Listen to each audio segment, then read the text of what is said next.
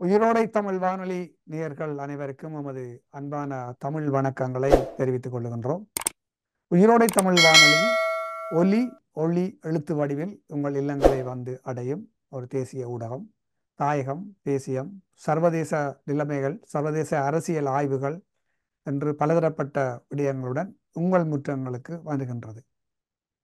எழுத்து வடிவில் என்று சொல்லியிருந்தேன். எழுத்து வடிவில் இலக்கு என்ற பத்திரிகை கிட்டத்தட்ட பல வருடங்களாக நாங்கள் செய்து வருகின்றோம். 17ஆம் தேதி 8ஆம் மாதம் 2024ஆம் ஆண்டு சனிக்கிழமை தனது 300வது மின் இதழை நிறைவு செய்கின்றது இலக்கு பத்திரிகை. இன்று இலக்கு பத்திரிகையின் 300வது இதழ் வெளிவந்துள்ளது. அந்த வகையிலே நாங்கள் நேர்மையாகவும் நேர்த்தியாகவும் உள்ளதை உள்ளபடி மக்களுக்கு காவி வரும் ஒரு ஊடகம் என்பதை கூறிக்கொண்டு நாங்கள் தொடர்ச்சியாக எமது மக்களுடைய உடல் நலம் சார்ந்த விடயத்தை பற்றி பார்த்து கொண்டிருக்கின்றோம். அதாவது இடைக்கிடை மேற்கொள்ளப்படும் உண்ணா விரதமும் ஆரோக்கிய வாழ்வும் என்ற தலைப்பில் 2 பகுதிகளை பார்த்தோம். இன்று 3வது பகுதிக்கு நுழைய இருக்கின்றோம். இன்று நாங்கள் அதாவது இன்டர்மிட்டன்ட் ஃபாஸ்டிங் என்று ஆங்கிலத்தில் சொல்லுவார்கள். இன்று நாம் பார்க்க இருக்கும் விடயம் இந்த நவீன விஞ்ஞான உலக ஆராய்ச்சிகளின் விளக்கம். இந்த இன்டர்மிட்டன்ட் ஃபாஸ்டிங் அதாவது இடையிடையே மேற்கொள்ளப்படும் விரதமும் ஆரோக்கிய வாழ்விலே விஞ்ஞான ரீதியாக இந்த ஆராய்ச்சிகள் என்ன சொல்கின்றது என்பது பற்றி எங்களுடைய பேச மனோ அவர்கள் உள்ளார். அவர் மருத்துவ கலாநிதி, நோர்வேயிலே பல காலமாக இங்கு மருத்துவத்துறையிலே பணியாற்றி வருகின்றார். திருமிகு மனோகரன் மாணிக்கா அவர்களை அன்புடன் அழைக்கின்றோம். வணக்கம் டாக்டர். வணக்கம். நாங்கள் முதல் கதைச்ச அந்த நாங்கள் இரண்டு பகுதிகளில் வச்சிருந்தோம். 2வது பகுதியின் ஒரு சின்ன ஒரு சமரி உண்டு நான் முதல் கொடுப்பேன். அதாவது இந்த உண்ணா நோன்பு இருக்கிற முறைகள் என்னென்ன காலகட்டம், எத்தனை நாளைக்கு இருக்கலாம், எத்தனை மணித்தியாலங்கள் சாப்பிடலாம் என்றதை பற்றி கடந்த பகுதியிலே பார்த்தோம். அதன் சமரியை கொடுத்துட்டு நாங்கள் இன்றைய தலைப்புக்குள் செல்வோம். ஆமாம், நாங்கள் நேற்று கதைச்ச விஷயம் எப்படி நாங்கள் விரதம் இருக்கலாம் என்று. இந்த விரதம் இருப்பது ஒவ்வொருத்தருக்கும் வித்தியாசப்படும். குறிப்பாக நாங்கள் விரதத்தை எப்படி துவங்குறது என்றால், நாங்கள் உங்களுக்கு விரும்பின நேரம் எந்த இடத்திலும் துவங்கலாம். இதுக்கு ஒரு கட்டுப்பாடு இல்லை. ஆனால் முக்கியமா நீங்கள் ஏதாவது நோய் உள்ளவர்கள் கட்டாயம் உங்களோட வைத்தியரோட தொடர்பு கொண்டு அவற்றை அனுமதியோடு தான் துவங்க வேண்டும். அதை கட்டாயம் நாங்கள் அவைக்கு தெளிவுபடுத்த வேணும். நீங்கள் ஒரு நாளைக்கு ஒரு விரதம் துவங்க ஆரம்பித்தீங்கள் என்றால், பொதுவாக எங்களுடைய பழைய காலத்துல நாங்கள் பின்னேரம் 6 மணிக்கு பிறகு சாப்பிடுவதில்லை. முந்தின காலத்துல 6 மணியோட சூரியன் மறைவோடு நாங்கள் சாப்பிடுவதில்லை. அதைத்தான் இங்கேயும் கடைப்பிடிக்கிறார்கள். சூரியன் மறைந்த பிறகு சாப்பிடுவதை நிப்பாட்டி சொல்லி, அது எங்களுடைய உடம்புல தாக்கு என்ன மாதிரி நடக்கும் என்று. குறிப்பாக 3 மணித்தியாலத்துக்கு முதல் எங்களோட கடைசி சாப்பாட்டை பின்னரை சாப்பாட்டை நிறுத்த வேணும். அப்படி பார்க்குமானால் குறைந்தது ஒருத்தர் 10 மணிக்கு படுப்பேரா இருந்தால் 7 மணிக்கு தான் அந்த கடைசி சாப்பாடு சாப்பிடணும். அவர் 7 மணிக்கு சாப்பிட்டுட்டு அடுத்த நாள் விடிய 7 மணிக்கு எழுப்பினார் என்றால் அவர் 12 மணித்தியாலும் விரதம் இருந்துட்டார். இரவில் சாப்பிடுறது வளமை சரியான குறைவு. அப்படி ஒரு சிலர் எழும்பி சாப்பிடணும்.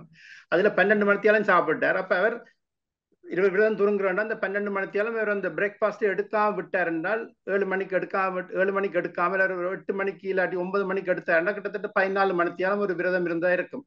அப்படி அவர்கள் ஒவ்வொரு கிழமையும் ஒவ்வொரு மணித்தியாலும் 2 மணித்தியாலத்தை கூட்டி கொண்டு போனால் அவர்கள் 16 மணித்தியாலத்துக்கு விரதம் இருந்து 8 மணித்தியாலத்துக்குள்ள அந்த இடைவெளியில சாப்பிடலாம். இல்லாட்டி 18 மணித்தியாலம் இருந்து 6 மணித்தியாலம் இடைவெளியில சாப்பிடலாம். அது அவன் ஒவ்வொரு பொறுத்து. ஆனால் துவக்கத்துல அவர்களுக்கு சில தாக்கங்களை ஏற்படுத்தலாம். சிறு தாக்கங்கள். சில பேருக்கு தலை சுத்து வேற மாதிரி இருக்கும், சில பேருக்கு பசி வேறுமா இருக்கும், இல்லாட்டி தலையடி இருக்கலாம், சில பேருக்கு மலச்சிக்கல் இருக்கலாம். இதெல்லாம் ஒரு 2, 3, 4 நாள் முதல் கிழமையிலே இது போய்விடும். நீங்கள் தண்ணியை குடிச்சு அதுக்கேற்ற மாதிரி எல்லாம் செய்து எங்களோட அறிவுரை நாங்கள் அவைக்கு சொல்லலாம் என்றால் இதெல்லாம் போய்விடும். அப்ப அதில் பயப்பட தேவைய அவசியம் இல்லை. அவர் ஒவ்வொருத்தருக்கும் இது வித்தியாசப்படும். சில பேர் 12 மணித்தியாலும் தாங்க மாட்டணும், 11 மணித்தியாலும் தாங்க மாட்டணும், கட்டாயம் வலிமையோன்னு சாப்பிடணும். அப்ப அவையெல்லாம் அவன் மனதை கட்டுப்படுத்தி அவர்கள் ஒவ்வொரு மணித்தியாலும் கூட்டி கொண்டு வரைக்கும் அவைக்கு ஈஸியா இருக்கும். இது 3 கிழமை தொடர்ந்து செய்துட்டோம்னா 3வது கிழமைக்கு பிறகு எங்களோட உடம்பு வந்து இசைவாக்கம் அடைஞ்சிடும். அவைக்கு மிகவும் இலவா இருக்கும் 3 கிழமை பிறகு. 3 கிழமைக்கு பிறகு அவர்கள் விரும்பினால் 24 மணித்தியாலும் கிழமையில ஒரு நாள், இல்லாட்டி மாதத்துல 2 தரம் செய்யலாம், இல்லாட்டி 36 மணித்தியாலும் கிழமையில ஒரு நாள் செய்யலாம். எங்களோட யூகே பிரைம் மினிஸ்டர் இந்தியன் ரிஷி சுனாக் வந்து அவர் ஒவ்வொரு ஞாயிற்றுக்கிழமையில இருந்து செவ்வாய்க்கிழமை மட்டும் 36 மணித்தியாலும் ஒவ்வொரு கிழமையும் விரதம் இருக்கிறவர். அப்ப அவர் தொடர்ந்து செய்து கொண்டிருக்கிறார். இப்போ அப்படியும் செய்யலாம். ஒரு நாளும் செய்யாட்டி ஒவ்வொரு கிழமையில ஒரு நாளைக்கு செய்யலாம். அப்படி உங்களோட வசதியை பொறுத்து நீங்கள் செய்யலாம். பிரிட்டனுடைய முன்னாள் பிரதமர் சுசி. இதுல ஒரு கேள்வி ஒண்ணுமா டாக்டர் என்னென்னால், இப்ப நாங்கள் இந்த இன்டர்மீடியன்ட் ஃபாஸ்டிங் தொடர்ந்து இப்ப நாங்கள் 12 மணித்தியாலம் சாப்பிடாம இருந்து 12 மணித்தியாலம் சாப்பிடுறோம், அல்லது 16 மணித்தியாலம் இருந்து 8 மணித்தியாலம் சாப்பிடுறோம். இப்ப நாங்க சாப்பாட்டை குறைச்சு கொண்டு போகும் பொழுது இந்த வைட்டமின்ஸ் என்று சொல்லப்படுகின்ற ஊட்டச்சத்துக்கள் எங்களுக்கு தேவையான உடம்புக்கு தேவையான ஊட்டச்சத்துக்கள் வந்து எங்களுக்கு கிடைக்கிறதா? நீங்கள் அதான் முக்கியம். வந்து நீங்கள் விரதத்தை முடித்துக்கொண்டு என்ன சாப்பாடு சாப்பிடுறோம், அதாவது முக்கியமா நாங்கள் சாப்பிட வேண்டிய சாப்பாடு வந்து நிறைவடைந்த சாப்பாடா இருக்கணும், ஊட்டச்சத்துள்ள சாப்பாடா இருக்கணும், புரோட்டீன். அதாவது வந்து நீங்கள் இப்ப பிளான் பேஸ்ட் மரக்கறி வகைகள், பழங்கள், நட்ஸ்களை சாப்பிடுக்க உங்களுக்கு மரங்கள்ல இருந்து வர சாமான் எல்லாம் நேச்சுரலா இருக்கும். உங்களுக்கு அது தேவையானது எல்லாம் ஊட்டச்சத்துக்கள் எல்லாம் இருக்கும். ஆக உங்களுக்கு விட்டமின் டி கட்டாயம் எடுக்க வேண்டி வரும். இல்லாட்டி மரக்கறி சாப்பிட்றார்கள் விட்டமின் B12 எடுக்க வேண்டி வரும். ஏனென்றா விட்டமின் B12 வந்து எங்கட உடம்பு தயாரிக்காது. ஆனால் நாங்கள் மற்ற பாக்டீரியா தான் அதை செய்யுது. ஆனால் எங்கட உடம்புல அந்த பாக்டீரியா செய்கிற அளவுக்கு இல்லை. நாங்கள் பால் இறைச்சிகளை எடுத்தாத்தான், அந்த முட்டை பால் இறைச்சிகள் எடுத்தாத்தான் நாங்களுக்கு விட்டமின் B12 என்றது கூடுதலாக தேவைப்படும். நாங்கள் மச்சம் சாப்பிடாதார்கள் பாலை குடிச்சு எடுக்கலாம். பாலை இல்லாட்டி அவர்கள் கட்டாயம் வந்து B12 உங்களுக்கு டேப்லெட் ஆயோ இல்லை இன்ஜெக்ஷன் போடலாம். இது மாதிரி நல்ல ஒரு கேள்வி கேட்டீங்க என்றால், B12 வந்து அதுண்ட நார்மல் ரெஃபரன்ஸ் இது வந்து 150க்கும் 650க்கும் இடையில இருக்கணும். ஆனால் உண்மையின்படி அது 400க்கு மேல இருந்தால்தான் உங்களுக்கு மூளையில வர்ற கலங்கள் பாதிப்புகள் எல்லாம் குறையும். அது இப்போ நவீன ஆராய்ச்சியின்படி சொல்லியிருக்கணும். அது எங்கட ஆக்கள் இன்னும் அதை வடிவ நாங்கள் பிளட் டெஸ்ட் எடுத்தால் டாக்டர் 150 இருந்தா இல்லாட்டி 200 இருந்தா ஓகேன்னு சொல்லிடுவார். ஆனால் முறையின்படி நாங்கள் 400க்கு மேல வச்சிருந்தா தான் டிமென்சியா இல்லாட்டி ஒவ்வொரு பாதிப்புகள் எங்களோட மூளைக்கலங்கள் ஏற்படுது. என்றால் விட்டமின் B12 வந்து எங்களை கலங்கள் தயாரிக்கிறதுக்கு மிகவும் முக்கியம். புரோட்டீன் செய்யறதுக்கு எங்களோட கலங்கள் புரோட்டீன் செய்யக்க அதுக்கு மிகவும் முக்கியமானது விட்டமின் பி, மற்றது விட்டமின் B9 ஃபோலிக் ஆசிட். அதோட பிரெக்னன்ட் ஆகிற ஆக்கள் 3 மாதத்துக்கு முதலே எடுக்க துவங்கணும் விட்டமின் B9 ஃபோலிக் ஆசிட். அது வந்து எங்களோட நரம்பு இதுகளை உருவாக்குறதுக்கு பிள்ளைகளுக்கு எல்லாருக்கும் முக்கியமானது. அப்படி பார்க்க இதுகள் மிகவும் முக்கியம். நீர் கேட்டது நல்ல கேள்வி. இது நாங்கள் மரக்கறி வகைகளோ பிளான் பசேட் புரோட்டீன் நட்சத்துள்ள உணவுகள், பழங்கள் எவ்வளவு நட்சயம் எடுத்தால் எங்களுக்கு ஒரு தீமையும் இல்லை. அதால எங்களுக்கு தேவையானதை நாங்கள் பூர்த்தி செய்யலாம், வடிவாக செய்யலாம். அப்ப நீங்கள் இதை எடுத்து நீங்க பிரச்சனை இல்லாம இருக்கலாம். நீங்கள் ஆனால் முக்கியம் வந்து நீங்கள் இந்த விரதம் இருக்க உங்களுக்கு சில பேருக்கு தண்ணி குடிக்காமலும் விரதம் இருக்கலாம், தண்ணி குடிச்சு கொண்டும் விரதம் இருக்கலாம்.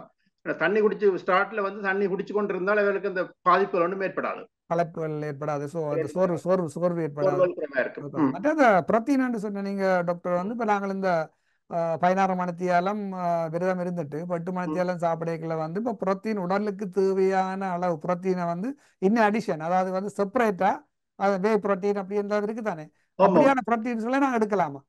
இப்ப உங்களுக்கு இப்ப 40 உங்களோட உடம்புல வந்து வளர்ச்சியில் ஏற்படுறது வந்து சின்ன பிள்ளையில இருந்து 40 வயது மட்டும் எங்களுக்கு உடம்பு வளர்ச்சி ஏற்படும். அப்படியான ஆட்களுக்கு உங்களுக்கு புரோட்டீன் தேவை, உடம்புல கிழங்கள் வளர்றதுக்கு எல்லாத்துக்கும். 40 வயதுக்கு பிறகு வந்து நாங்கள் புரோட்டீனை எங்களுக்கு ஒரு கிலோவுக்கு 0.8, அதாவது 55 கிராம் ஒரு நாளைக்கு காணும் எங்களுக்கு புரோட்டீன் ஒரு 70 கிலோ ஆளுக்கு. அப்ப அந்த வயதையும் பொறுத்து இருக்கு, இந்த ஏஜ்ல இருக்கணும்ன்றதை பொறுத்து தான் நாங்கள் ரெக்கமெண்ட் பண்ணலாம் எவ்வளவு புரோட்டீன் எடுக்கணும். வளர்ச்சி உட்கொள்ற உணவில் இருக்கிற புரோட்டீனே காணும்னு சொல்றீங்களோ? உங்களுக்கு நீங்கள் ஒரு புரதச்சத்துள்ள பிளான்ட்ல இருந்து வர புரதச்சத்துள்ள கடைகள், அந்த பருப்பு வகைகள் எல்லாத்தையும் நீங்கள் சேர்த்து சாப்பிட்டீங்கன்னா உங்களுக்கு அதோட நட்ஸ்லும் எடுத்தீங்கன்னா உங்களுக்கு காணும் உங்களுக்கு தேவையான புரோட்டீன். 40 வயதுக்கு மேற்பட்டார்களுக்கு இந்த பிரச்சனை வராது. 40 வயதுக்கு உட்பட்டார்கள் அவைகள் தங்களுக்கு அவன் ஆக்டிவிட்டியை பொறுத்து இவ்வளவு எடுக்கணும் தீர்மானிக்கலாம், கூட எடுக்கலாம், விரும்பாக கூட எடுக்கலாம். ஏன்னா அவன் இனங்கள் வளர்ந்து கொண்டு இருக்கு, வளர்ச்சி அடைகிறது கட்டாயம் புரோட்டீன் தேவை. ஆனா வளர்ச்சி அடைந்த பிறகு எங்களுக்கு கணக்கு புரோட்டீன் தேவை இல்லை. அதான் B12 வந்து இப்போ நீங்கள் உடம்பு அதை உற்பத்தி செய்யாதுன்னு சொல்லி ப்ரொடியூஸ் பண்ணாது B12. அதே வந்து நாங்கள் செப்பரேட்டாக தான் வாங்கணுமா? டெய்லி போடுறது ரைட், அந்த எப்படி அந்த உண்ணாவிரதம் இருக்கிறார்கள் வந்து டெய்லி போடுறது நல்லமா? அது என்ன மாதிரி நீங்க ரெக்கமெண்ட் பண்றீங்க? B12 நீங்க டேப்லெட் எடுத்தா நீங்கள் ஒவ்வொரு நாளும் போடலாம், இன்ஜெக்ஷன் எடுத்தா 3 மாதத்துக்கு ஒருக்கா போடலாம். ஓகே. அப்ப இன்ஜெக்ஷன் வந்து சில நேரம் வந்து உங்களுக்கு B12 உங்களோட உடம்புல B12 சில நேரம் வந்து அப்சர்வ் பண்ணாம இருக்கும். என்றால் உங்களோட ஒரு எங்களோட இறப்பையில வந்து ஒரு இன்சுலின் ஃபேக்டர் ஒன்று, ஒரு புரோட்டீன் ஒன்று அந்த ஒன்று இல்லாட்டி அந்த எங்களோட B12 சாப்பாட்டுல இருந்து மருந்து போட்டாலும் வந்து அப்சர்வ் பண்ணப்படாது. அப்படி நாங்கள் பிளட் டெஸ்ட் எடுத்து அவைக்கு பிரச்சனை தொடர்ந்து அந்த பிரச்சனை இருக்குமென்னா அப்படியானவைக்கு நாங்கள் ஃப்ரீயா எங்க விட்டமின் B12 எழுதி கொடுக்குறது. அப்ப 3 மாதத்துக்கு ஒருக்கா வந்து போய் போட்டு கொண்டிருக்கலாம். B12 தேவையா இல்லையான்னு வந்து டெஸ்ட் பண்ணி எடுக்கிறதா நல்லதா? நாங்கள் இரத்த பரிசோதனை செய்து எடுக்கிறதா நல்லது? நல்ல எடுத்து சாத்த செய்தா நல்ல. ஆனா நாங்கள் மரக்கறி சாப்பிட்றாக்களும் கட்டாயம் தேவை, அவை தொடர்ந்து எடுத்துக்கொள்றது ஒரு பிரச்சனையும் இல்லை. ஏன்னா B12 வந்து கூடினாலும் பிரச்சனை இல்லைன்னா இது வந்து தண்ணியில கரைகிற விட்டமின்ஸ் பியும் சியும். அப்ப அது உடம்புக்கு பேச பாதிப்பு ஏற்படாது. நாங்கள் கொழுப்புல கரைகிற விட்டமின்களை கூட எடுத்தா தான் அது எங்களுக்கு லிவர்ல கொஞ்சம் தாக்கப்படும். விட்டமின் ஏஓ டிஓ ஏஓகே அதெல்லாம் கவனமா இருக்கணும். இப்போ இந்த 16 மணித்தியாலம் சாப்பிடாம இருந்து 8 மணித்தியாலம் சாப்பிட்ற ஒவ்வொரு நாளும் சாப்பிட்றதுக்கும் அந்த 5-2 இருக்கு, 5 நாள் சாப்பிட்டு 2 நாள் தொடர்ச்சியாக சாப்பிடாம இருக்கிற அந்த விரதத்துக்கும் வந்து அந்த 2 நாள் தொடர்ச்சியாக சாப்பிடாம இருக்கிறதால பாதிப்புகள் ஏற்படுறதுக்கு வாய்ப்பு உள்ளதில்ல? இல்ல பெருசா பாதிப்பு இப்ப கூட உங்களோட ஒவ்வொரு இண்டிவிஜுவலையும் பொறுத்து சில பேரை தாங்கிவிடும், சில பேரை தாங்க மாட்டணும். அவை தாங்களா டெஸ்ட் பண்ணி பார்த்தா தான் அவன் உடம்பு அதுக்கு ஈடு கொடுக்குதா இல்லையான்னு தெரியும். அப்ப நாங்கள் ஒரு தருக்கும் அந்த எதை நீங்கள் செய்யணும்னு சொல்ல இல்லாம இருக்கு, அவையில தாங்களே டெஸ்ட் பண்ணி பார்த்தா தான் அவைக்கு எது ஈஸி என்று தெரியும். நல்ல டாக்டர், நாங்களும் இப்ப இனி இந்த இந்த விஞ்ஞான பூர்வமான ஆராய்ச்சிகள் இந்த விளக்கம் சம்பந்தமாக நீங்கள் இன்றைக்கு நாங்கள் அதை பற்றி பேசுவோம் கொஞ்சம். ஆமாம்.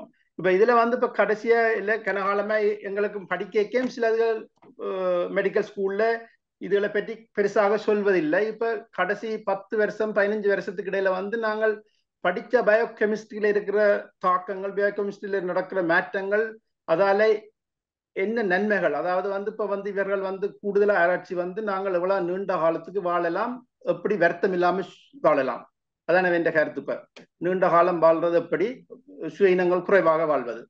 அப்படி ஆராய்ச்சியில் இவர்கள் செய்து கொண்டு போய்க்க வந்து இவர்கள் கன விதமான ஆராய்ச்சி செய்திருக்கிறார்கள். ஒன்று வந்து ஒரு ஆராய்ச்சி வந்து எங்கட கலத்துக்குள்ள வந்து ஒரு அலை கொண்டு இருக்கு, அது இந்த பேர் வந்து மைட்ரோகோண்ட்ரியம் தான் எங்களோட எனர்ஜி, அதாவது வந்து சக்தியை உருவாக்குது. அதுக்குள்ள நடக்கிற ஒரு தாக்கத்தின் பேர் ஒரு புரோட்டீன் ஒன்று இருக்கு. அந்த மைட்ரோகோண்ட்ரியத்துல ஒரு புரோட்டீன் உண்டு, AMPK. அது வந்து ஒரு புரோட்டீன், அது ஒரு நொதியம். அந்த நொதியத்தின் தொழில்பாடு வந்து எங்கட கலங்கள்ல எங்கட உடம்புல எவ்வளவு எனர்ஜி இருக்குண்டு, அது ஒரு சென்சர் மாதிரி எவ்வளவு எனர்ஜி எங்கட உடம்புல இந்த நேரத்தில் இருக்குண்டு. அப்ப அது நாங்கள் அத இந்த இடத்துல எங்கட மெத்ஃபோர்மின் டயபெட்டிஸ் பேஷண்ட் பாவிக்கிற மருந்தும் இதை அது கன்னடத்துல ஒர்க் பண்ணுது. இதுல இது இந்த ஆக்டிவிட்டியை கூட்டுது, இந்த என்சைம் தொழில்பாட்டை கூட்டுது. எங்கட நாங்கள் மெத்ஃபோர்மின் எடுத்தோம் என்றால் சோர்வு இல்லாம இருக்கலாம், அப்படி எனர்ஜி எங்களுக்கு கிடைக்கும். அதுக்காண்டி இந்த மருந்து. அப்ப இந்த AMPK வந்து சில சாப்பாடுகளும் கூடி அந்த இந்த ரியாக்ஷனை கூப்பிடும். சாப்பாடு வந்து எங்கட கருப்பு சீரகம் வந்து நாங்கள் சாப்பிட்டால் உங்களுக்கு பிளட் சுகரும் குறையும், இந்த ஆக்டிவிட்டியையும் கூட்டும். அந்த கருப்பு சீரகம் வந்து அதை விட உங்களுக்கு கொலஸ்ட்ராலின் அளவை குறைக்கும். அப்போ ஒவ்வொரு நாட்டிலும் ஒவ்வொரு சாப்பாடு விதம் இருக்கும், கன சாப்பாடுகள் இதை கூட்டும். ஆனால் எங்கட நாட்டில் இருக்கிற கருப்பு சீரகத்தை நாங்கள் உதாரணத்துக்கு எடுத்துக்கொள்ளலாம். இல்லாட்டி நாங்கள் செவரத்தம்பூ சாம்பல், செவரத்தம்பூ தே அப்படியான குடித்தாலும் இந்த புரோட்டீன் இந்த தொழிற்பாட்டை கூட்டும். அதே மாதிரி எல்லா வகையான நார்ச்சத்துகளும் நாங்கள் சாப்பிடும் போது நார்ச்சத்துக்கள் எங்கட உடலுக்குள்ள போய் எங்கட பாக்டீரியா, நல்ல பாக்டீரியாக்கள் வந்து நார்ச்சத்தை ஒவ்வொரு விதமாக மாற்றப்படுகின்றன. மாற்றேக்க வந்து அசெட்டிக் ஆசிட் என்ற ஒரு கூட்டை உருவாக்க, அந்த அசெட்டிக் ஆசிட் வந்து இந்த AMPK ஆக்டிவிட்டியை கூட்டும். அப்ப பாக்டீரியா வந்து எங்களுக்கு எத்தனை விதமா நல்ல காரியங்களை செய்து கொண்டே இருக்குது. இப்போ இது வந்து கொலஸ்ட்ரால் சொல்லிக்க என்ன ஒரு விதமா சொல்லலாம். எங்கட மக்கள் வந்து கொலஸ்ட்ரால் பயம். ஏன்னா கொலஸ்ட்ரால் வந்து எங்களுக்கு மிக முக்கியம். எங்கட வாழ்க்கைக்கு கொலஸ்ட்ரால், எல்லா கலத்திலும் கொலஸ்ட்ரால் இருக்கு. எங்கட கலத்தை சுத்தி சொல்றது மெம்பரான் சொல்றது, எல்லா மெம்பரானும் வந்து கொலஸ்ட்ரால் தான் செய்யப்பட்டது. கொலஸ்ட்ரால் இல்லாம நாங்க வாழ இயலாது. ஆனால் நாங்கள் சொல்றது நல்ல கொலஸ்ட்ரால் கூடாத கொலஸ்ட்ரால் உண்டு. கொலஸ்ட்ரால் எல்லாம் ஒரே கொலஸ்ட்ரால், ஆனால் என்ன விதமே அது பேக் பண்ணி இருக்கிறன்றதை பொறுத்து தான் நாங்கள் அது கூடாத கொலஸ்ட்ரால்னு சொல்றது. எல்டிஎல் கொலஸ்ட்ரால் என்று சொல்ல லோ டென்சிட்டி கொலஸ்ட்ரால் கூடான்னு சொல்லுவோம். அது கூடாதுன்னு சொல்றது காரணம் வந்து அவன் வந்து அது ஒரு அந்த லேபிள், அந்த கொலஸ்ட்ரால் அதுக்கு ஒரு லேபிள் கொடுத்துருக்கு. அந்த லேபிள் வந்து எல்டிஎல் அண்டு மற்றது ஹெச்டிஎல் அண்டு நல்ல கொலஸ்ட்ரால். இந்த எல்டிஎல் லேபிள் உள்ள கொலஸ்ட்ரால் வந்து எங்கட லிவர்ல ஈரல்ல செய்து வெளியில இரத்தோட்டத்துக்கு வரைக்க வந்து அந்த எல்டிஎல் கொலஸ்ட்ரால் வந்து எங்கட குருதிக்க என்ன இரத்தோட்ட குழாயில உள்பக்கத்துல வந்து அடைகிறதால எங்களுக்கு அந்த ஆத்ரோஸ்க்ளரோஸ் ஆண்டு ஒரு தாக்கம் ஏற்பட்டு அந்த இரத்தக்குள்ள அடிபடுது. ஆனா இதுக்கு காரணம் வந்து நாங்கள் இப்ப இந்த எல்டிஎல் கொலஸ்ட்ராலை மட்டும் சொல்லாமல் இந்த எல்டிஎல் கொலஸ்ட்ராலை எப்படியும் நல்ல கொலஸ்ட்ரால் இந்த கோடியல் ஹெச்டிஎல் கொலஸ்ட்ரால் வந்து அப்படியும் போய்கொண்டிருக்கும். அது லிவருக்கு போய்கொண்டிருக்கும், தொடர்ந்து ஓடிக்கொண்டிருக்கும். அது ஒன்றும் பிரச்சனை, நல்ல கொலஸ்ட்ரால். இப்ப எல்டிஎல் கொலஸ்ட்ரால் நாங்கள் எப்படி குறைப்பது என்று பார்த்தால் அது கனவிதமாக குறைக்கலாம். இப்ப நாங்கள் சாப்பிட்ற சாப்பாடு மரக்கறி வகைகள், மற்றது நற்சத்துள்ள சாப்பாடுகள், மற்றது வந்து நட்ஸ், இதால வந்து கிட்டத்தட்ட நியாயமான வீதம் நாங்கள் இந்த கொலஸ்ட்ரால் எல்டிஎல் கொலஸ்ட்ரால் அளவு குறைக்கலாம். இப்ப நாங்கள் அந்த நார்மலா வந்து சமையல் நேரம் பொரிக்கிற எண்ணெய்கள் இருக்கு தானே, அந்த எண்ணெயிலும் வந்து அந்த எல்டிஎல் ஹெச்டிஎல் கொலஸ்ட்ரால் எண்ணெய்கள் இருக்கும். என்ன எந்த எந்த எண்ணெய் சரியான எண்ணெய் எங்கட மக்கள் பாவிக்கணும்? அந்த எண்ணெயில வந்து இப்ப நாங்கள் பாவிக்கிறவங்களுக்கு எண்ணெய் வந்து நாங்கள் பொலி அன்சேச்சுரேட்டட் பொலி அன்சேச்சுரேட்டட் ஃபேட்னு சொல்லுவோம், கொழுப்புன்னு சொல்லுவோம். அது வந்து அந்த கொழுப்பு வந்து எங்களுக்கு நல்ல, உங்களுக்கு கொழுப்பும் கட்டாயம் வேணும், கொலஸ்ட்ரால் வேணும், அதே மாதிரி கொழுப்பு நல்ல கொழுப்பும் எங்களுக்கு வேணும். சேச்சுரேட்டட் ஃபேட்ன்ற சொல்றது வந்து அதான் கூடாத ஃபேட். இந்த நீங்கள் மாஜரின் எடுத்திருந்தாலும் அது சேச்சுரேட்டட் ஃபேட். ஒவ்வொரு ஆயில்ல அது தனியார் பாகமா எடுத்து வேண்ட சொல்ல முடியாது.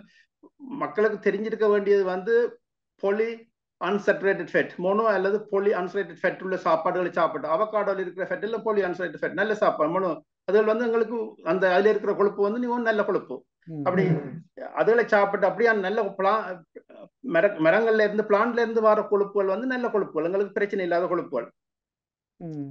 அப்ப அதான் முக்கியம் வந்து இப்ப கொலஸ்ட்ரால பாக்க வந்து முக்கியமா இருக்கணும். நாங்கள் எல்லாருக்கும் இந்த பிரச்சனை வருதுன்னா எங்களுக்கு பெண்களுக்கு வந்து அவர்கள் வந்து அவன் மாதவிடாய் நிற்கும் பொழுது அவைக்கு வந்து கொலஸ்ட்ரால் அளவு கூடும். அதுக்கு காரணம் வந்து அவன் கனகாரணங்கள். ஒரு காரணம் வந்து ஈஸ்ட்ரஜன் ஹோர்மோன் அளவு குறைவதால் அவன் கொலஸ்ட்ரால் அளவு ஆண்களை விட மிகவும் கூடும். அப்ப அதுக்கு ஒரு கவனமா இருக்கணும். அவர்கள் மிகவும் முக்கியமான விஷயம் வந்து அவர் கவனமா இருக்கணும். அதுக்கு வந்து அவர்களும் இப்படியான நேரத்துல வந்து விரதம் இருக்கலாம், மற்றது வந்து சாப்பாட்டு விதத்துல கவனமா இருந்து அதை குறைக்கலாம்.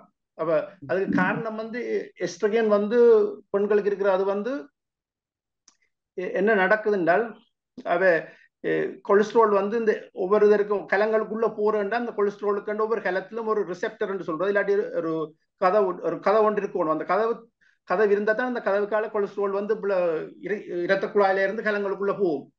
கலங்களுக்குள்ள இருந்தா கொலஸ்ட்ரால் உங்களுக்கு பிரச்சனை இல்லை, இரத்த குழாயில இருந்து தான் பிரச்சனை. கூடாத கொலஸ்ட்ரால் வந்து கலத்துக்குள்ள போகணும்.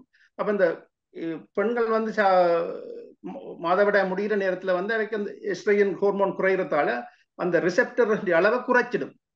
எஸ்ட்ரோஜன் ஹோர்மோன் இருக்கே அது வந்து அந்த ரிசெப்டரை செய்யறதுக்கு கதவை திறந்து வச்சிருக்கும். ஆனா எப்ப குறையுதோ அந்த கதவுகள் குறைஞ்சிடும். அப்ப கொலஸ்ட்ரால் போறது இடம் குறைஞ்சிடும். அப்ப கொலஸ்ட்ரால் வந்து குருதி குழாயிலே இருக்கும். அதே மாதிரி தான் நாங்கள் சேச்சுரேட்டட் கொழுப்பை செய்து சாப்பிட்டோம் என்றால், அதாவது இந்த ப்ரோசஸ் மாத்துல இருந்து வர சாப்பாடுகள் எல்லாம் சேச்சுரேட்டட் ஃபேட், அதை சாப்பிட கொழுப்பின் அளவும் கூடுது. அந்த ஒவ்வொரு கலங்கள்ல இருக்கிற கதவுகளின் அளவு ரிசெப்டரின் அளவும் குறையுது. அப்ப கொழுப்பின் கொலஸ்ட்ரால் ஓடிக்கொண்டே இருக்கும், கூடாத கொலஸ்ட்ரால் எங்களை உடம்புல ஓடிக்கொண்டிருக்கும். அதால தாக்கங்களை இன்ஃப்ளமேஷன் ஏற்பட்டும் கூட இரத்தக்குள்ள அடப்படுது. அப்ப நாங்க பொலி அன்சேச்சுரேட்டட் ஃபேட் நல்ல கொழுப்பை சாப்பிட்டோம் என்றால் அந்த நல்ல கொழுப்பு வந்து என்ன செய்யுது என்றால் உங்களுக்கு அந்த கதவுகளின் அளவை கூட்டுது.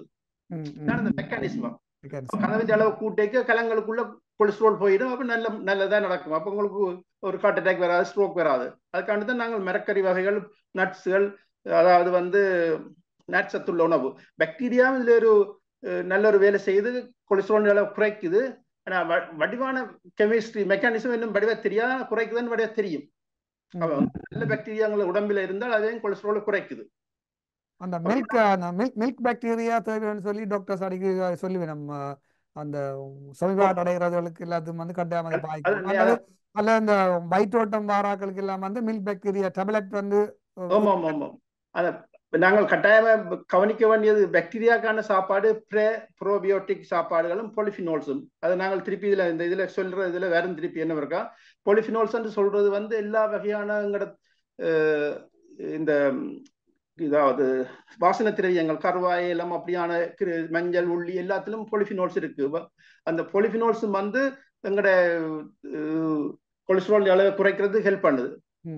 பாக்டீரியாவுக்கு சாப்பாடாயும் போகுது. மற்றது வந்து ஃபைபர்ல இருக்குது. எல்லா வகையான நட்ஸுகள், மற்றது எல்லா வகையான பருப்பு வகைகள் எல்லாம் எங்களோட நட்சத்துள்ள உணவுகள் எல்லாமே எங்களோட பாக்டீரியாவுக்கு உதவு. அப்ப அது வந்து இன்டிரெக்டா எங்களுக்கு கொலஸ்ட்ராலையும் குறைக்குது. அதை நாங்கள் தாயகத்தில் இருந்த காலங்களில் டாக்டர் வந்து நாங்கள் இப்போ கூடுதலாக சமையலுக்கு பாவிக்கிறது வந்து நல்லெண்ணெய், தேங்காய் எண்ணெய், மற்ற இந்த கச்செண்ணெய், கடலை எண்ணெய் போன்ற எண்ணெய்களை தான் தாயகத்தில் பாய்ச்சினாங்க. புலம்பெயர்ந்து வந்த பிறகு வந்து கூடுதலாக வந்து இப்போ இந்த ஒலிவன் ஆயில் மற்ற இந்த அனிமல் ஃபேட்ஸ் வந்து இந்த பட்டர் இதழ் இருக்கு தானே, அப்படியான கொழுப்புகளை தான் நீங்க கூடுதலாக எல்லாம் வருது. வெங்கட பொருட்கள் எடுக்க முடியாத பட்சத்தில் இப்படியான எண்ணெய்களை தான் பாவிக்கணும். என்ன அந்த எண்ணெய்களையும் பாவிக்க நீங்கள் பாவிக்க வந்து ஹை டெம்பரேச்சர்ல பாவிக்கிறதால அதுக்குள்ள கெமிக்கல் ரியாக்ஷன் வந்து எல்லா பிரச்சனையும் கொடுக்குது. இப்ப நாங்கள் வந்து கூடுதலாக வந்து பொரிக்கிறது எந்த எண்ணெயில பாவிச்சாலும் நீங்க கூடுதலாக ஹை டெம்பரேச்சர்ல பாவிச்சீங்கன்னா அது எங்களுக்கு ஒரு தாக்கத்தை ஏற்படுத்தும். சாப்பாடு என்ன பொறுத்தளவுல எப்பாலும் இருந்துட்டு சாப்பிடலாம். அப்படியான சாப்பாடுகள் கூடுதலா நாளாந்து நாங்கள் சாப்பிட்றது அவிச்சு குக் பண்ணி மற்றது வந்து ஸ்டீம் பண்ணி சாப்பிட்றதுதான் உடம்புக்கு நல்ல, உங்களுக்கு சமீபாட்டுக்கு நல்ல, உங்களுக்கு பிரச்சனை இருக்காது. ஃபாஸ்டிங்ல இருந்துட்டு நாங்கள் அந்த சாப்பிட்ற டைம்லயும் வந்து அந்த எண்ணெய்ன்றதுலயும் வந்து கொஞ்சம் கவனமாகத்தான் பாய்க்கணும். நீங்கள் எண்ணெய் தேவை. நீங்க நல்ல அவக்காடோ அப்படியான நல்ல நல்ல பொலி அன்சேச்சுரேட்டட் ஃபேட் உள்ள சாப்பாடுகளை சாப்பிட்டீங்கன்னா உங்களுக்கு அது நல்ல சத்துள்ள சாப்பாடு.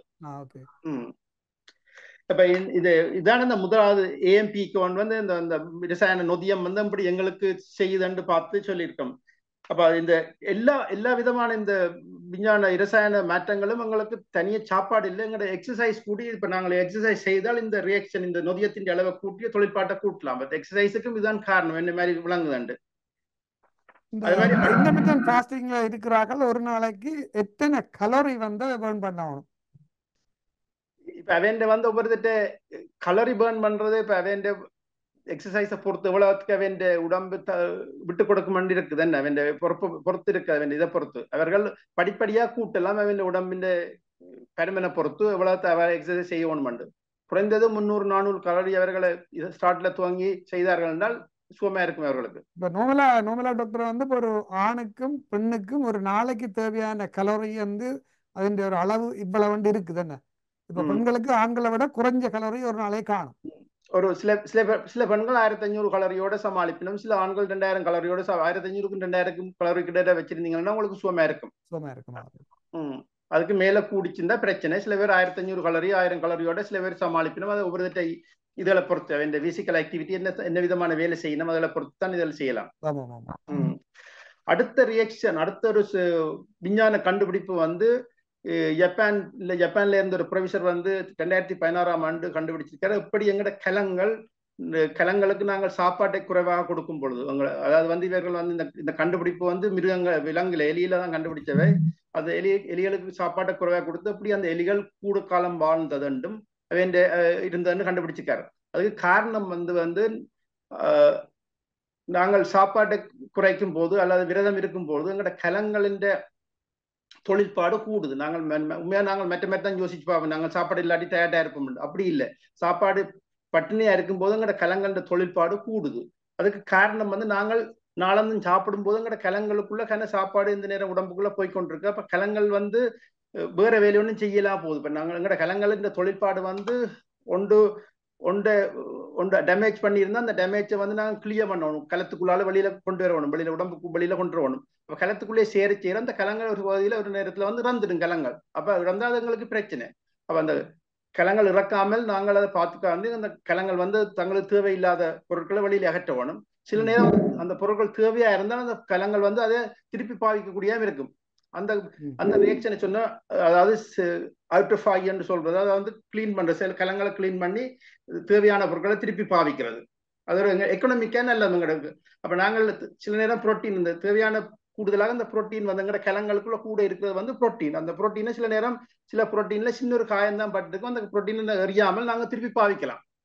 அப்படி விரதம் இருக்கேக்க அந்த ப்ரோசஸ் வந்து துவங்குற 18 மத்தியாலம் இருந்தோம்னா அந்த ப்ரோசஸ் ஸ்டார்ட் பண்ணும். அதுக்காண்டி தான் நாங்கள் 18 மத்தியாலம் அதுக்கு மேலே இருந்தோம்னா இந்த தொழில்பாடு கூடும். அதாவது எங்களோட உடம்பை ரெயின்ஸ் அந்த கிளீன் பண்ற தொழில்பாடு கூடும். அப்ப அதுக்காண்டி தான் நாங்கள் இப்படி நாங்கள் விரதம் இருந்து பழக்கப்பட்ட பிறகு நீங்கள் ஒரு மாதத்துல இல்லாட்டி 2 தரம் 3 தரம் நீங்கள் 24 மணித்தியாலம் 36 மணித்தியாலம் இருந்தீங்கன்னா உங்களோட உடம்பு கிளீன் பண்ணி கூடுதலா வரும். அப்படி கிளீன் பண்ணிக்க வந்து உங்களுக்கு புதிய கலங்கள் தயாரிக்கப்படும். பொதுவாக வந்து எங்கள்ட கலங்கள்ல வந்து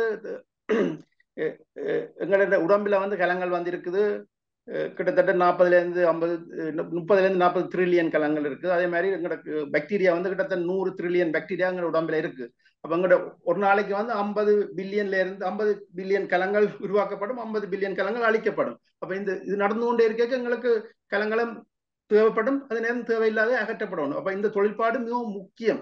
இதன் கண்டுபிடிப்புக்கு பிறகுதான் இங்க மேலத்திய நாடுகள்ல விரதத்தால் ஏற்படுற நன்மை இதுதான் மிக முக்கியமான நன்மை. அப்ப இந்த நன்மையால என்ன செய்யலாம் என்று அதுக்கு பிறகுதான் இவர்கள் விரதம் இருக்கிறது இவர் துவங்கினது கூடுதலாக. அப்ப எங்களுக்கு எங்களோட முன்னோர் எப்பவே சொல்லிட்டேன், சித்தர்கள் கனகாலம் இருந்து பார்த்து தான் செய்து அவ்வளவு கண்டுபிடிச்சிருக்கணும். அதான் எழுதி வைக்கல ஒரு தடவை, அதான் பிரச்சனை. எழுத்து மூலமா பதிவில கொண்டு இல்லை. மற்ற டாக்டர் வந்து இன்னும் ஒரு கேள்வி என்னென்றால், இந்த இன்டர்மீடியன்ட் ஃபாஸ்டிங்ல இருக்கிறார்கள் இப்போ 16 மணித்தியாலமோ அல்லது 12 மணித்தியாலமோ அல்லது 2 நாளைக்கோ இருக்க போயினோம் அப்படின்னு சொன்னால், அவன் இந்த சாப்பிட துவங்குற அந்த நேரத்துக்குள்ள வந்து அவன் அல்கஹோல், அதாவது அல்கஹோல் பாவிக்கிறது என்ன, அது என்ன மாதிரி? இல்ல, பொதுவாக வந்து அல்கஹோல் வந்து பாவிக்கிறது கூடாது. அல்கஹோல் பாவிக்கிறதால உங்களுக்கு வந்து கூடுதலாக லிவர்ல சரியான பிரச்சனை வரும், உங்களோட கலங்கள் மூலக்கலங்களுக்கு சரியான பாதிப்பு வரும், டிமென்சியா வர்றதுக்கு சரியான இருக்குது, உங்களோட சதையில கேன்சர் வர்றதுக்கு கூறுகள் இருக்கு. அப்ப அல்கஹோல் பாவிக்கலாம், அந்த இப்ப கூடாதுன்னு சொல்லல, அளவாக பாவிக்கணும் இல்ல குறைவாக பாவிக்கணும். பொதுவாக நாங்கள் அல்கஹோல் பாவிக்கிறதுக்கு ரெக்கமெண்ட் பண்றேன் இல்ல, ஒரு தனிப்பட்ட விஷயம். ஆனால் ஒரு குறைவாக குடிப்பது நல்லது என்ன பொறுத்தவரை. ரத்த நாளங்கள்ல அடைப்பு இருக்கிறார்களுக்கு வந்து இந்த ரெட் வைன், சிவப்பு வைனை குடிக்க சொல்லி வந்து ரெக்கமெண்ட் பண்ணீங்க டாக்டர்ஸ். ஆனால் அது முந்தி வந்த அந்த இப்ப என்ன பண்ணால் அதுல ஒரு இப்ப முந்திரிய பழத்துல ஒரு ரேவசத்ரோல் ஒரு கெமிக்கல் ஒன்று இருக்கு. அந்த கெமிக்கல் வந்து உங்களுக்கு நல்ல அளவில் செய்யும். இப்ப இந்த இந்த ரியாக்ஷன் நல்ல விதமான ரியாக்ஷனை செய்யும். ஆனா ஆல்கஹால் வைன்ல வந்து ஆல்கஹாலும் இருக்கு, அந்த ஸ்டோஃபும் இருக்கு. ஆனா அந்த ஸ்டோஃபை நீங்க தனியா வேண்டிச்ச போடலாம் உங்களுக்கு தேவை என்றால், அதை நாங்கள் ரெக்கமெண்ட் பண்றேன் இல்லை. ஆனால் இப்ப அது ஒரு ரிசர்ச்ல அமெரிக்கால வந்து கிண பேர் இதை பாவிக்கணும். அது கொஞ்சம் மிலியான சாமான் கேப்சல்ல விற்கணும், ரேவசத்ரோல் சொல்றது. அது வந்து இந்த முந்திரிய பழத்துல இருக்குது. அதான் வைன்ல இருக்கிறதால வந்து முந்தைய ரிசர்ச் பண்ணி அது அந்த ஸ்டோஃப் இருக்கிறதால தங்களோட பிசினஸ் கொடுத்துக்காண்டி அது நல்ல வைன் குடிக்கிற நல்ல சொல்லி அப்ப ஒரு இதன் இருந்தது. ஆனால் தற்பொழுது அந்த வைன் குடிக்கிறது ஒரு தரம் 100% ரெக்கமெண்ட் பண்றேன் இல்லை. அடுத்த நாங்க கிட்டத்தட்ட முடிக்கிற இந்த பகுதி 3 முடிக்கிற நேரம் வந்துட்டு என்ன கடைசியான சொல்லிட்டு செய்வோமா? இல்ல கடைசி சொல்லிட்டு இப்ப அடுத்த வந்து 3வது கண்டுபிடிப்பு வந்து என்னென்றால், எங்களோட கலங்கள் வந்து நான் சொன்ன மாதிரி எங்களோட உடம்புல வந்து எங்களோட சமய முறைப்படி அழித்தல் காத்தல் படைத்தல் இருக்குது. அப்ப எங்களோட கலங்களும் அழித்தலும் காத்தலும் நடந்து கொண்டு இருக்குது, அழித்தலும் ஆக்கலும் நடந்து கொண்டு இருக்கு. அப்படி நடக்க எங்களோட கலங்கள் வந்து பிரிஞ்சு கொண்டு போவிடும். ஒவ்வொரு கலங்களும் பிரிஞ்சு போய்க்கு ஒரு நேரத்துல வந்து கலங்கள் பிரிஞ்ச அப்புறம் அதுக்கு மேல பிரியலாம இருக்கும். அவை வந்து ஒரு தொழில் செயல்படாத கலங்களா இருக்கும். அப்படி அந்த கலங்களை சொல்றது சினசன் செல் என்று சொல்றது. அது முந்தி நாங்கள் எல்லாம் அதை பற்றி கூடுதல் ஆராய்ச்சி அதை என்ன செய்யுதுன்னு வரும். இந்த சினசன் செல் வந்து மிகவும் ஒரு பாரதூரமான விளைவுகளை எங்கள் உடம்பில் ஏற்படும். ஏன்னா அந்த கலங்கள் வந்து தொழிற்படாத கலங்கள் உடம்புல சேர்ந்திருக்குது. அப்ப தொழிற்படாத கலங்கள் உடம்புல சேர்ந்திருக்கிறதால எங்களுக்கு கேன்சர் வர்றதுக்கு கூடிய சாத்தியக்கூறு இருக்குது. அந்த கலங்கள் கூடுதலா சேர்ந்திருந்தா உங்களுக்கு அல்சைமர் இல்லாட்டி பார்க்கின்சன் டிசீஸ், கேன்சர், மற்றது உங்களுக்கு கிட்னில வருத்தம் எல்லாம், இல்லாட்டி உங்களோட மசில்ஸ்ல வீக் வரலாம். அதோட உங்களோட சில பேருக்கு வந்து உங்களோட முள்ளந்தண்டுல ப்ரொலப்ஸ் வர்றதுக்கு காரணம் கூடி இந்த இதா இருக்கலாம். என்றால் அது வீக்காக போகுது. அப்ப இந்த சினசன் செல்லை நாங்கள் வெளியகற்ற வேணும். இந்த சினசன் செல்லை வெளியகற்றுறதுக்கு தான் எங்களோட உடம்புல வந்து நான் முதல் சொன்ன எப்படி விரதம் இருந்தால் அந்த எங்களோட கலங்கள் வந்து அப்படி வெளியிலே அகற்றும். அப்ப கலங்களுக்கு நேரம் இருக்கு அப்படின்னா அந்த சோர்ட் அவுட் பண்ணி வெளியில அனுப்புறதுக்கு. நாங்க தொடர்ந்து சாப்பிட்டு கொண்டிருந்தால் அதுக்கு நேரம் இல்லை. தனியா வெற சாப்பாட்டு செவியோட செய்யணும், அதை அதின் அளவில் பார்க்கணும் மொழியோ மற்ற அளவில் பார்க்கலாது. அப்ப அதால மிகவும் முக்கியம் இந்த சின்ன சென்செல்ல எப்படி நாங்கள் ஹேண்டில் பண்றது மிகவும் முக்கியமானது. இப்ப அதுகளுக்கு நாங்கள் எங்கட சாப்பாடுகள் இந்த நார்ச்சத்துகள் உள்ளது, எங்களுடைய ஆனியன்ஸ் மற்றது பல வகைகள் எல்லாம் இதுகளுக்கு எங்களுக்கு மிகவும் உதவியாக இருக்கும். இப்படியான சாப்பாடுகளை சாப்பிடைக்க கூடுதலா நாங்கள் ஸ்ட்ராபெரி அப்படியான பழங்கள், பெப்பர்கள், அந்த பெப்பர் மிளகு மற்றது அப்படியானதெல்லாம் எங்களுக்கு உதவி செய்யும். மிளகுல வந்து அந்த உருண்டையான மிளகும் இருக்கு, நீளமான லாங் பேப்பர் ரெண்டும் இருக்கு. அப்படியான மிளகுகள் எங்களுக்கு கூடுதலாக உதவி செய்யும். அப்படியா இப்படியான இதழுக்கு. அப்ப இந்த சினசன் செல்ன்றது மக்கள் என்னால் அதை பற்றி அறிவு இருந்தா தான் அவருக்கு விளங்கும் ஏன் நாங்கள் விரதம் இருக்க சொல்றோம். இந்த இப்படியான கலங்கள் வந்து எங்களுக்கு பிரச்சனையை கொடுக்கறதால சேர்ந்து கலங்கள் வந்து உடம்புல சேர்றதால அந்த கலங்கள் தொழிற்பட கலங்கள் அப்படி தனியா அதுல சேர்ந்து இருக்கிறது மட்டுமில்லை. அந்த கலங்கள்ல இருந்து இப்ப கழிவுப் பொருட்களை நாங்கள் வீட்டுல வச்சிருந்தா அது மனம் பெறும், அதுல இருந்து கெமிக்கல் ஒன்று உருவாகும். அதே மாதிரி தான் இந்த கலங்கள்ல இருந்தும் ஒரு கெமிக்கல் உருவாகி இந்த கெமிக்கல் வந்து எங்கட மற்ற கலங்களே அழிக்க பார்க்குது. அப்ப இது ஒரு பெரிய பிரச்சனை. அப்படி அதை நாங்கள் எப்படி கிளீன் பண்ணணும். அப்ப கிளீன் பண்ணுறதுக்கு ஒரே வழி நீங்கள் விரதம் இருக்கிறதால கூடுதலாக இதை வெளியேற்றப்படலாம். நல்ல டாக்டர், நாங்கள் இன்றைக்கு குறிப்பிட்ட அளவுக்கு ஒரு 1/2 மணி நேரம் சம்பந்தமாக கதைச்சிருக்கிறோம். முக்கியமாக எங்களோட மக்களின் ஆரோக்கிய வாழ்வுக்கு வந்து ஒரு விரதம் இருப்பது உண்ணா நோன்பு, அதாவது ஒரு உண்ணா நோன்பை மேற்கொள்றது வந்து எங்களோட உடம்பினுடைய ஆரோக்கியத்துக்கும் எங்களுடைய வாழ்க்கையினுடைய காலத்தை நீடிப்பதற்கும் ஒரு முக்கியமான ஒரு ஃபங்க்ஷனாக இருக்கிறது. இன்று நாங்கள் இந்த விஞ்ஞான ரீதியான ஆய்வுகளை பற்றி கொஞ்சம் விளங்கப்படுத்தி இருந்தீர்கள். இதன் தொடர்ச்சியாக வந்து அடுத்த நாங்கள் 4வது பாகத்திலையும் தொடர்ச்சியை பார்க்கலாம்.